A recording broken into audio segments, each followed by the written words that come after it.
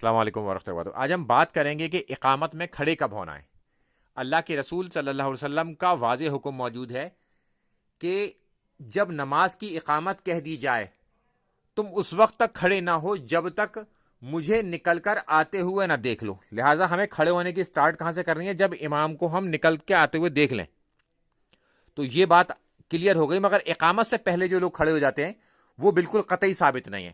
اچھا، اس کے اب چوتھے نمبر پوائنٹ پر آ جائیں کہ عبداللہ ابن المبارک کی طرف ہی منسوب ہے کہ وہ یہ کہتے ہیں کہ اگر امام مسجد میں بھی ہو تب بھی جب مؤذن قد قامت الصلاۃ کہے تب کھڑے ہونا ہے۔